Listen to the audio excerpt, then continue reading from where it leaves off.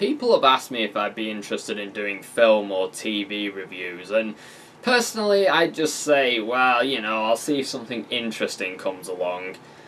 And, well, I think this might be that thing that's interesting enough to talk about. I sure hope it is, or I'm gonna look a right prick. This is The Story Keepers, a children's cartoon series that ran from 1995 to 97. The series tells the tale of Benjamin Bar Solomon, who is a fictional baker who takes some persecuted children in, after Emperor Nero flips his shit and demands that all Christians are executed. This was a time in which Christians could say that they were being persecuted with a straight face without being laughed out of the room by everyone who wasn't a Christian. Or white. Right, Bob Revere? Unfortunately, this show was inflicted on children everywhere for the best part of a decade afterwards. Being one of those children, I would know. I can remember being shown this at a young age when I used to attend some sort of summer schools that I mentioned in my religious video. It was a local children's activity week that ran during the summer holidays, in which a group of neighbourhood kids would come together and learn how to make little wooden models, learn to play new games, and then learn that they're going to burn in a lake of fire for being horrible fucking people. This show used to be wheeled out every morning, and, well, to be honest, as a kid, I could barely take any of it in. It felt like some sort of fever dream. In fact, the only reason that I remember it is because they used to have a competition in the school itself called Ben's Bread Basket, and I never won the fucking thing. Like, ever. Like, a kid would get randomly picked to be given something out of Ben's Bread Basket, and I never got picked. So this is my revenge. Rome, 64 AD. The Emperor Nero has unleashed his fury against the Christians. Their crime? Proclaiming a king higher than Caesar. Oh come on, give Caesar a break! I'm sure he fancied himself as the king of rock and roll long before Elvis came along. You know, historians do say that Roman mythology is more or less a shitty rip-off of the Greek mythology, and tired-looking Prince of Persia here more or less confirms that. Nero places the blame on the Christians and launches a new campaign to wipe them out. Grr, those wooden bulls are so last season. Get them the fuck off of the table. Families are separated, children left homeless, as thousands are sold into slavery or thrown to the lions. Whoa, the first ever Olympics was a bit darker than I imagined. Though to be fair, nowadays athletes are only thrown to the lions if they happen to have competed in the same year as someone who took performance-enhancing drugs. Dodging the advancing soldiers, a group of children find shelter in the gentle care of Ben and Helena, who saw to it personally that the little shitters were burned alive inside his wood-burning oven. Here the children discover an amazing secret network of daring men and women who risk their lives to help one another and to tell the stories of the great storyteller, the one called Jesus. Pretty fucking lame mission. Sure, our parents are being fed to lions on a daily basis, women and children are being sold into slavery and prostitution, and there's a fucking order to wipe us all off the face of the planet, but hell, at least we'll have some good bedtime stories. And so, awaiting the day when their parents will return, Anna, Cyrus, Justin, and Marcus embark on the adventure of a lifetime. Holy shit! Ancient Rome couldn't have been so bad. They did have amusement parks, complete with a log plume ride. Not only that, but you get to see people being eaten by lions. What the hell are these little shitters complaining about? Together with Ben, Helena, and their friends. Yeah, he doesn't look like he wants to be friends with her. He's just sort of looks like he's been stuck as her friend because she doesn't like guys who look like Dilbert characters with anime hair. In the Christian underground. I've seen Doctor Who, I know the plan here. The plan is to make sure that everybody knows Jesus' name so that they can link themselves into the Archangel network, thus allowing Jesus to come back to life and defeat Nero by giving him a hug. I'm down for that. Their mission, to keep the stories of Jesus alive. This is their story. They are the Story Keepers. I wasn't actually able to find out much about the production company, Zonderan, who apparently were a bit like Golden Films. They started out as a book company in the 1930s and then went into films later on. Both films are around the same quality though, so they are somewhat similar, but just not as fun. There is more info on the Focus on the Family production company, who are also attached to it, but I'm not sure to the extent of their involvement. Focus on the Family is an organisation dedicated to preserving socially conservative viewpoints, because they think their religion and God want them to live by a certain set of rules, and therefore that means that everybody else has to live under those rules as well, whether they're part of that religion or not. The foundation was created and was still ran by James Dobson at the time, a man who's quoted as to saying that you can prevent your little boy from becoming a homosexual by showing him his father's penis in a communal shower. Sadly though, I highly doubt that James Dobson had any creative input on this thing, and merely funded it due to its old-fashioned and biblical values. There's nothing really interesting to say about Zonderan apart from the fact that they apparently made a Bible version of Encarta 95. Well, I guess that's something. The Story Keepers has a total of 13 episodes and 2 feature-length movies that are compilations of the last 4 episodes. Most of the actors only have this on their IMDb credits, minus 1 or 2 who were in a few other low-budget children's cartoons in the 90s and in the early 2000s, all of which faded into obscurity. The only notable voice is a Game of Thrones actor, Morgan C. Jones, whose voice I don't really recognise, and unfortunately he's just listed as voices. I'm pretty sure if Toby Jones and James Nesbitt had a child, it would come out looking like Morgan C. Jones. In fact, maybe that's where he came from, I don't know. We start off with this text crawl that really reminds me of one of the backdrops of an RPG Maker game, and we eventually get to the Market of the Faceless Ones. I'm only 3 seconds in, so it's too early to tell, but what the fuck happened to this guy's head? It's either been sawn in half or deflated. Either way, I'm scared. Bread! Freshly baked bread! We're introduced to loudmouth Ben the Baker as he sells bread in the middle of the street. What's funny about his character is his character's name is incredibly similar to Jewish military leader and freedom fighter Simeon Bar Giora, who was alive during the same time period. He was killed after a 4-year conflict with the Romans and hailed as a martyr. The names are so close that it feels almost difficult to write it off as coincidence.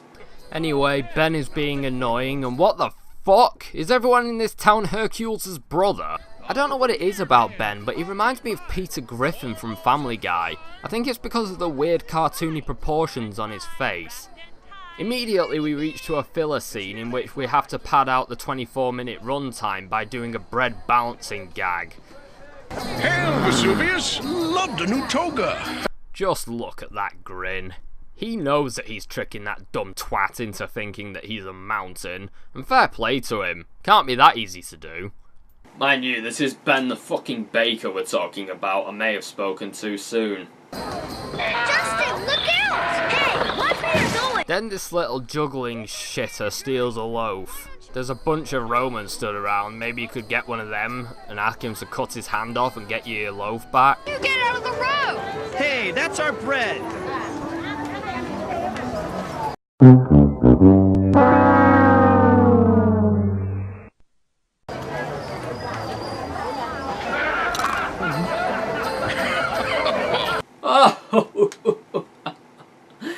Theft is hilarious. Wonderful! Of course, those pastries would juggle even better. Well, I think we should see this. Hey, how do you do that? Easy, it's on the wrist. You probably should have thought of that before becoming a thieving scumbag. Time to lose one of your hands, you little prick. So these two have a conversation that's so boring that I've forgotten it already, and then the little girl, Anna, invites the boy Cyrus to their house for the meeting that night, where they'll learn about Christian stories. gonna tell some more stories about Jesus. Anna, are you crazy? Inviting a stranger to hear our stories? He and his parents could be spies for Nero. Zach, he's not a spy. He's a friend.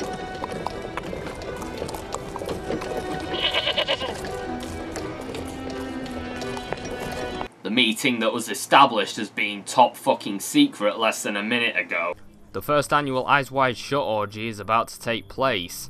That is until the Prince of Persia turns up to mark this place as fishy.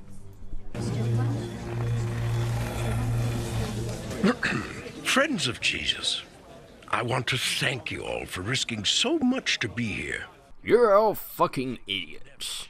Ben tells us about the time that the Eurovision Song Contest was being played at Galilee, and so everyone fled. They'd gone across. Alright, which one of you assholes is going to turn out to be Judas? Shh. Shit, it's them Jehovah's Witnesses. Go away, nobody's home. He could be leading the whole Roman army right to our door. Zach, he's just a boy, and he's as welcome as anyone.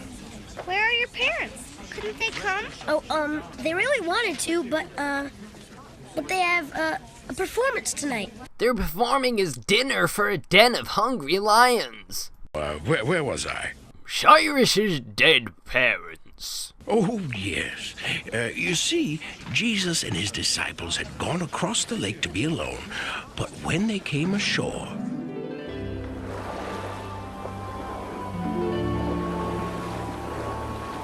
there was a great crowd waiting for him. Brace yourselves, boys. It looks like we've ended up in another mosh pit. There must have been 5,000 men there. No, clearly there aren't any men there, as the entire crowd is made up of cardboard cutouts. Huh. Damn, never pictured Jesus as being the pioneer of YouTube view bots. Oh well, at least his friends pitied him enough to show up. They had no leader. They're like sheep without a shepherd. So he began to teach them. He told them God loves everyone, the good and the bad, the honest and the dishonest alike. He loves our enemies just as he loves our friends. Yeah, just ask the Westboro Baptist Church, they'll back you up. Surely God doesn't love the Romans. What Jesus had said was very brave, because there were freedom fighters in the crowd who hated being ruled by the Romans. That's not brave, that's stupid. Now he'll never get invited to speak at Woodstock again. Damn it, Jesus, I know that these people ain't giving you much of a warm reception, but you didn't have to start the apocalypse. So Jesus goes on to talk about the golden rule and then goes on to do that miracle with the bread and the fish, in which he takes 5 loaves of bread and 2 fish and then makes 5 tuna sandwiches to feed 5,000 hungry Galileans. Make the people sit down on the grass in groups. And they divided into groups of 50s and 100s. Then Jesus took the food and gave thanks. Yeah, but he didn't give us a good frame rate. What is this, a fucking slideshow? Adonai, Eloheinu melech ha'olam. Oh no, Lotto the bear got to him and put him on his Hebrew settings. Quick, someone hit the factory reset button. And gave it to his disciples to give to the people. And everyone had enough to eat. No, everyone got an equal distribution of bread and fish, but that doesn't mean that they had enough to eat. It means that they only got 1 crumb each. Ben? You're really shit at mathematics. Open up in the name of Nero. I told you that boy was trouble. Quick, you all know what to do. Quick guys, do a Sly Cooper!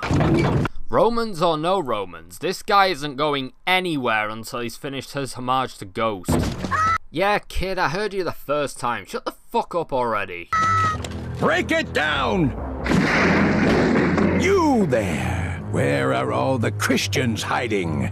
Christians, sir? In here? I'll eat this clay if you find anyone hiding here. What? Rugs don't scream? Not unless they're Jewish rugs.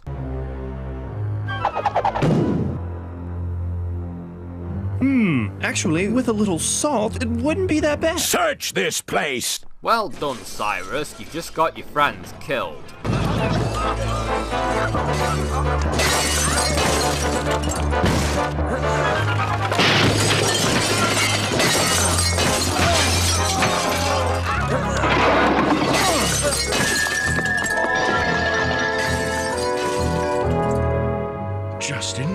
Marcus, Anna, and Zach.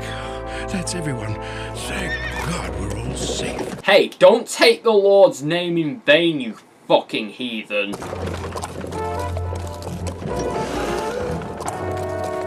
Cyrus!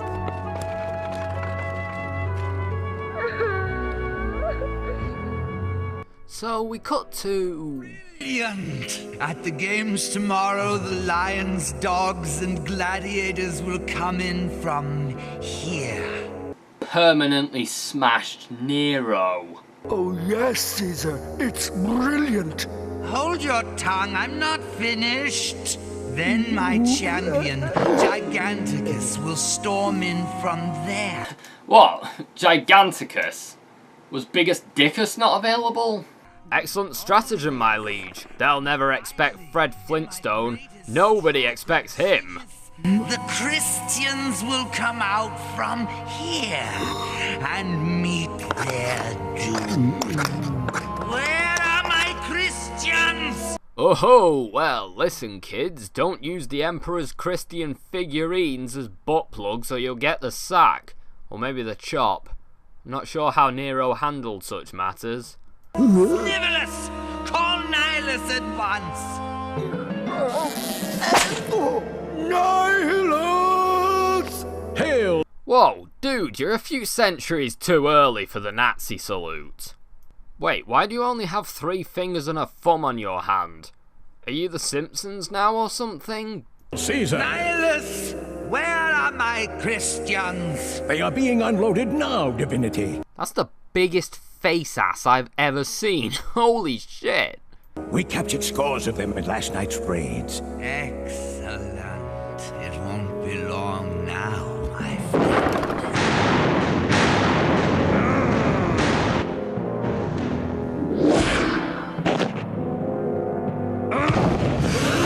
Oh my god, those were perfectly good sacks.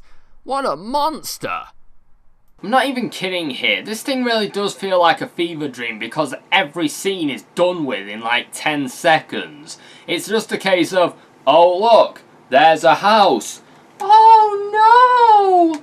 That's the scene.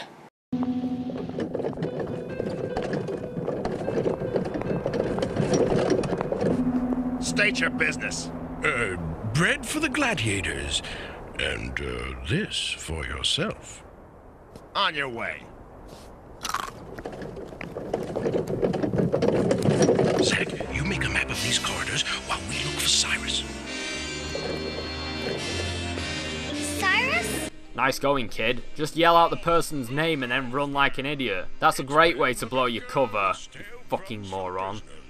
So fighting McBollock-Chin spots them, but thankfully it doesn't matter, since the Romans were fucking stupid. Hey, Justin, take care of our friend while we feed the prisoners. Ben, Eleanor, shh. Thomas, what are you doing here? We were all rounded up in last night's raids. Back away, you scavengers. That's all the crumbs you get. You know, Ben is a pretty shitty Christian. Aren't you supposed to always tell the truth? Lying is a sin. You're going to go to hell for lying to save those people's lives, you backwards baker scumbag. Then just have courage. Courage? Have you seen the size of him? Size has nothing to do with courage, Cyrus. You hear that? You can have a tiny penis and still be plenty brave. Remember David and Goliath? And Zacchaeus? Who? Zacchaeus. He wasn't much bigger than you, but he had lots of courage. After a story from the Bible that has no connection to the plot. This was in the early days of the Roman Empire, before they invented footstools. Romans would just have to rest their feet on child slaves who were crouched under the table. Though I don't know why this asshole has a stool when his stubby little legs can't even reach it. Also, this fat fucker hasn't even gotten around to eating his buns yet. Hey, what are you doing in here? Me? I'm with the Volunteers for Arena Improvement. All right, carry on. I'd say getting Christians out of here is a definite improvement. Whoa, what the fuck have you got against Christians? Mind you, they might make you watch shitty cartoons about Romans, so yeah, get them the fuck away from the other prisoners. I also have to point out that this is a series of incidents that all turn out perfectly fine. All they do is tell a lie and the Romans just say, yeah, okay, carry on. They've been caught at least 3 times now. I mean, I'm no historian, but I'm pretty sure that infiltrating a Roman fort wasn't this easy. Man, what if Giganticus gets us? You take away his brute strength, killer instinct, and enormous size, and what do you have left? Me? Marcus, Giganticus may be powerful, but we have Jesus on our side. Don't rely on Jesus too much. I did once and I got my ass kicked by Satan and my soul got deleted. Fucking hippie prick. Is Jesus stronger than Giganticus? Of course he is. Giganticus may be able to hurt people, but he doesn't have the power to heal them. Well, by that logic, Patch Adams is a better boxer than George Foreman. What? Makes just as much sense as hippie Jesus kicking the shit out of monster Fred Flintstone using his healing powers. You know, there was once a man named Jairus. No, for fuck's sake, no! These stories don't even have any relevance to the plot. You'd think that the one about Jesus befriending the tax guy would have something to do with them befriending Fred Flintstone later on, but that doesn't happen. I was actually expecting that to be the sort of U-turn where they decide that, hey, everybody else treats him as a monster, maybe he's a dick because everyone treats him as a monster. But no, they don't try that, they don't do anything like that, and it has no relevance. And then they tell a story about telling the truth and how important that is, and then proceed to lie to a bunch of Romans about who they are and what they're doing there. Like, these stories are not only irrelevant, but they also demoral their own morals. The fuck? Whose daughter was very sick. My little daughter is dying. Please come and heal her so she will live. Jesus asked Jairus to lead the way. Sir, your daughter has died. Don't be afraid. Trust me.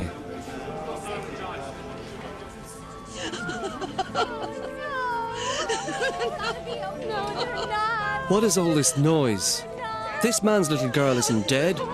She's just asleep. I never thought I'd say this, but can we get a second opinion? I mean, Jesus is coming across as a pretty shitty doctor right now. But Jesus sent them away. Talitha, come.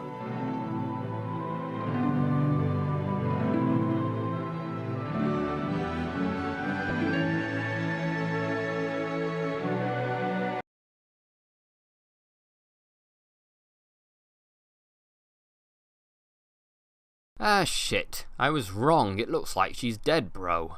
And he told them to say nothing of these events to anyone.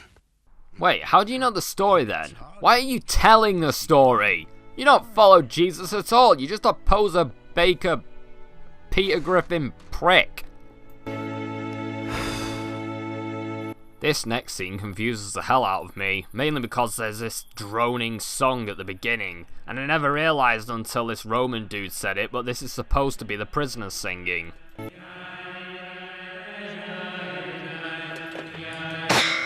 That's real pretty, but you'll be singing a different tune tomorrow when you face Giganticus.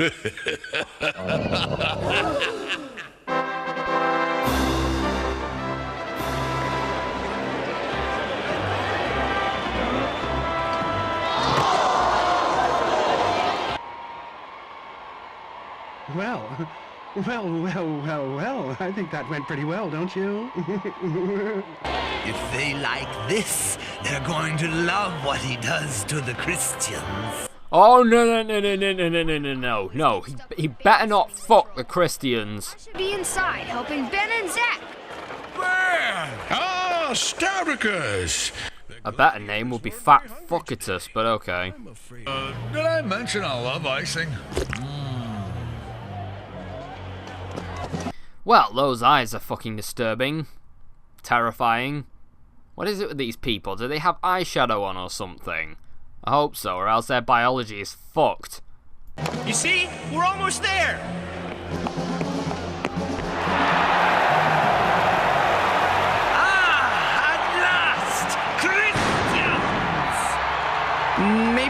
gone your way. Oh, no! You wait here. I'll see what's happening. Everyone, just keep calm. I have everything under control! Marcus, another helping? No, thank you. I'll be as fat as Stoudigus. Thanks for dinner, Helena. That was great. And thanks to all of you. You know, for rescuing me. It was nothing. That's easy for you to say. Well, I better be going. My parents will be wondering where I am. Justin, Marcus, could you please help me with the dishes? Cyrus, we know about your parents. You do? Why didn't you tell me the truth? I guess I was just ashamed of being an orphan. But I'm an orphan. So are Justin and Marcus. Yeah, and that's why I'm ashamed to be one as well. Helena took us all in after the fire. And you'd be welcome to stay with us, too. At least until we find your parents. You mean you'd want me to stay with you? Of course. And Ben kept his word. And that's the end of the Story Keepers pilot. How was it? Shit. It's pretty harmless, but its pacing is something to be desired, with scenes just coming in and out of nowhere to the point that it almost feels like one of those trailers that keeps fading to black. It really does feel like a fever dream. There are also one or two art issues with this thing as well, such as half a headman and some of the backgrounds being horribly lacking in detail. One great example of this is the cardboard cutout people. All in all, I don't think even I'd be cruel enough to inflict this on a child. It just lacks any sort of heart and really just feels like a cynical product of peddle Christianity. This show gets some form of acclaim from audiences, saying that it's one of the better Christian products. And while I admit, in terms of its quality, it's nicely made, and this guy here has one or two lines that are at least attempts at humour. Like, I actually register them as jokes. But in comparison to something, say, like Bible Man, this is just so boring. I struggle to come up with anything to say during this video due to the lack of things going on in the background, or even in the foreground. This is just a whole lot of average to the point that it's just, well, it's incredibly boring. Like with The Legend of Hercules, someone is actually showing these videos on YouTube at the moment. I don't know if the person owns the rights. I mean, for all I know, it could be the same person who owns the right to Hercules. Come to think of it, the animation does sort of remind me of Hercules, albeit significantly better. It is just as fucking boring though, and if you hate yourself enough, you could probably watch the entire series of this for free on YouTube somewhere. If you were to ask me though, I'd highly recommend not taking this series up. It's not a gem, nor is it hilariously shit. It's just a dateless, thoughtless piece of corporate crap that's sole purpose is to peddle Christianity to children who can't say I don't want to watch this because they're in Sunday school.